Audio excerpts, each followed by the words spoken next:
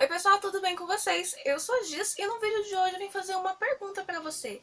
O que você faria se você trocasse de corpo com o seu maior inimigo?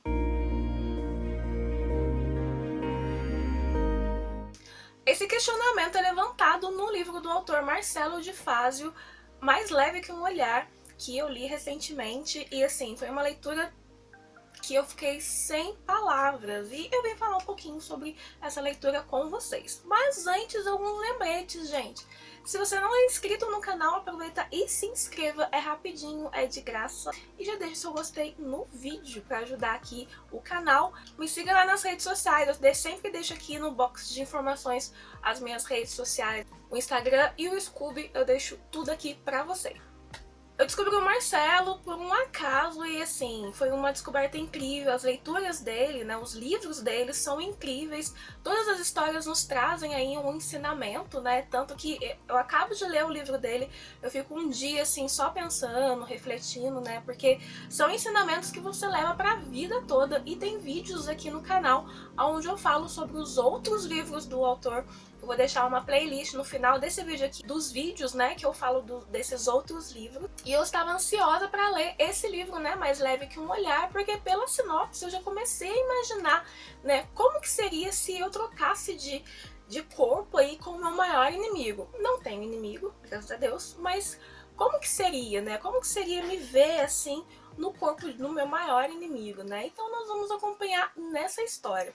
Confesso que foi um livro um pouco difícil de ler, porque ele se passa na época da escravidão, e que nós não sabemos da missa nem a metade, então assim, tudo que eu leio sobre esse tema, né, tudo entre aspas, né, porque eu só li 2 livros, né, que fala sobre esse tema, que aborda essa época da escravidão. Esse foi o 3º livro, e assim, na minha cabeça passa um filme, conforme eu vou lendo, assim, o que o autor descreve, na minha cabeça passa um filme com a cena bem nítida na minha cabeça, só que 10 vezes mais intensa, porque pelos registros históricos aí, fotos que nós temos desse passado, nós sabemos que, né, foi muito intenso, foi bem cruel mesmo. Então, tudo que eu leio em relação àquela época já vem na minha cabeça, assim, com uma intensidade 10 vezes maior. E como esse livro, o início do livro, pelo menos, ele é bem, assim, cruel, então já viu como é que ficou a minha cabeça, né?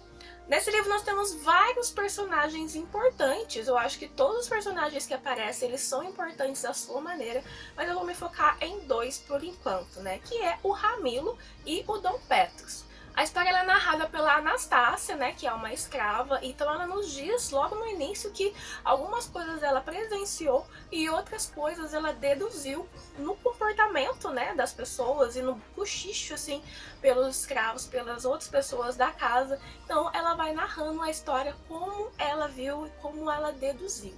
Que nós estamos, né, como eu disse, na época da escravidão, nós conhecemos aí o Dom Petrus, né, que é aquele típico coronel cruel, né, ele não tinha um motivo para ser assim, né? Ele não tinha motivo para ser cruel, mas assim, segundo a Anastácia, desde criança ele já era o demônio, porque ele gostava mesmo de infernizar todo mundo, principalmente os escravos. Eu acho que o fato dele ter crescido sem a mãe colaborou com isso, porque ele acabou se espelhando na única pessoa que ele tinha, que era o pai, né? A mãe faleceu no parto, então ele acabou se espelhando no pai, então ele cresceu essa pessoa aí, que é o próprio demônio em forma de pessoa, porque não tinha motivo nenhum para ele fazer o que ele fazia com os escravos, e ele não estava nem aí. Tanto que a esposa dele não gostava dele, sim, sentia um nojo dele, mas naquela época os casamentos eram arranjados, então ela não tinha escolha.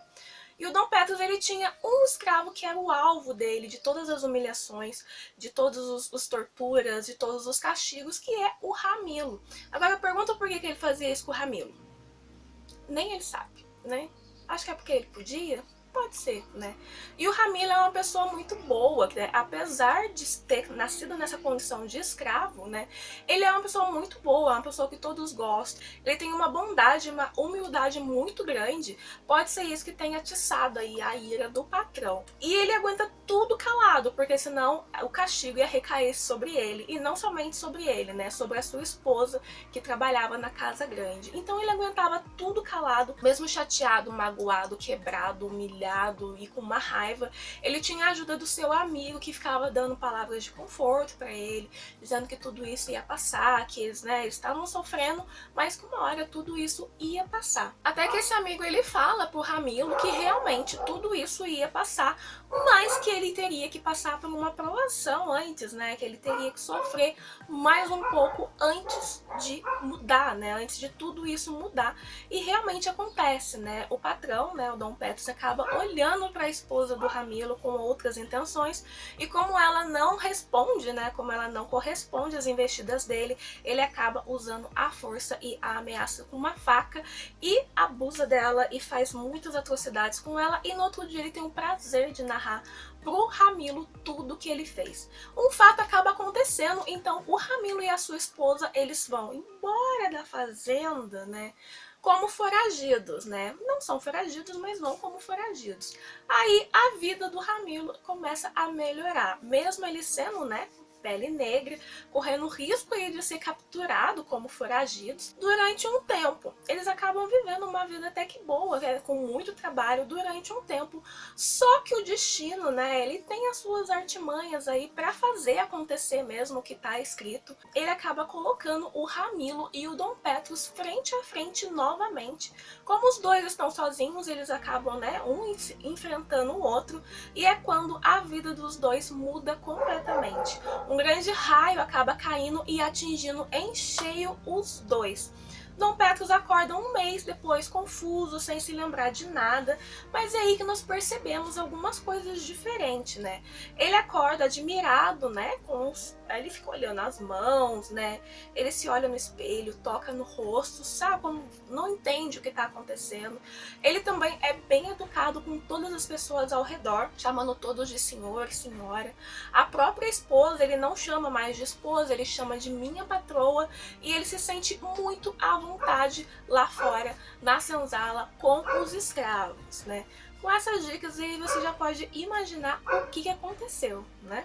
Então é onde eu pergunto novamente para você, o que você faria se você trocasse de corpo aí com o seu maior inimigo? Essa foi uma história, assim, que eu fiquei muito abalada, né, em muitas situações, porque nós vemos realmente a crueldade, né, do Dom Petrus, e assim, de graça, né, ele sentiu um prazer enorme em fazer isso. Nós vemos que o Dom Petrus tem um coração, aparentemente, né, a gente pensa que ele não tem, mas ele tem um coração.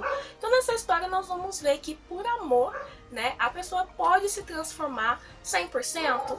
Não, né, mas pode se transformar. Nós também vemos sobre lealdade, né, a lealdade ela é muito importante na história, e nós vemos aí uma linda lealdade do Ramilo com o seu melhor amigo, né, que é o fiel irmão dele. A fé e a esperança de dias melhores também, né, porque eles estão ali sofrendo, mas sempre assim com esperança de que tudo vai melhorar.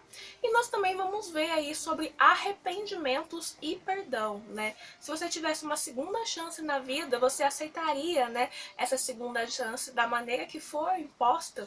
Você faria qualquer coisa para poder ter uma segunda chance, mesmo tendo que passar a ser a pessoa que você mais repudia, a pessoa que você mais sente ódio? E se isso acontecesse, como que você ia se sair? O que você ia fazer? Você realmente ia querer mudar de vida, ou você ia querer correr atrás da sua vida antiga? O Marcelo, ele me perguntou, quando eu disse pra ele que eu tinha lido o livro, ele falou que se tivesse alguma coisa que passou e que eu não tenha gostado, eu poderia falar pra ele. Não é que eu não gostei de algumas coisas que aconteceram, mas eu fiquei triste no momento da história, né, onde acontece aí algo com a Meriva e o Mocho, e assim, eu fiquei triste, né, pelo que aconteceu com eles, mas eu também compreendi o porquê que aconteceu. Isso seria importante para a mudança, né, que teve nos personagens e na história.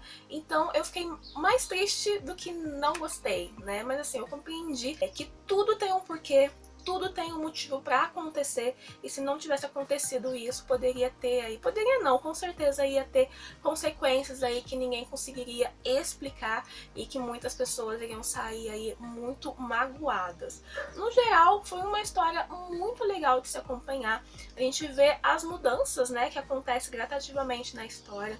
Nós ficamos aflitas aí, principalmente com o Ramilo, tudo que ele tem que aguentar, tudo que ele é obrigado a aguentar por ter nascido na condição de escravo, né? E também nós ficamos com muita raiva do Dom Petrus. Eu, pelo menos, fiquei com uma raiva dele, assim, até quase o final da história, porque ao mesmo tempo que ele tem uma chance de aprender novamente, como disse o ser de luz aí que estava acompanhando ele, diz que as pessoas, quando têm a oportunidade de voltar, que se arrependeram, né, não se arrependem de verdade, voltam a fazer as mesmas coisas. Então você fica querendo ver o crescimento dos personagens, né, o amadurecimento dos personagens, e que eles entendam, né, que isso não vai gerar em nada, né, que é o que você faz aqui, você tem que prestar conta uma hora ou outra. Foi uma história bem interessante e recomendo a leitura para todos vocês.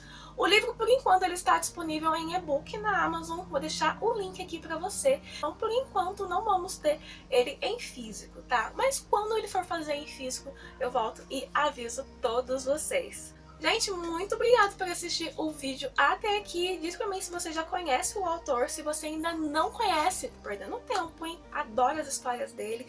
E todos os livros dele, como eu disse, nos traz reflexões que nós levamos aí pra toda a vida, principalmente no nosso dia a dia e para com o outro. Gente, muito obrigada. Se inscreva no canal se não for inscrito. Não esqueça de deixar o seu curtir aqui no vídeo. Um beijo e até o próximo vídeo.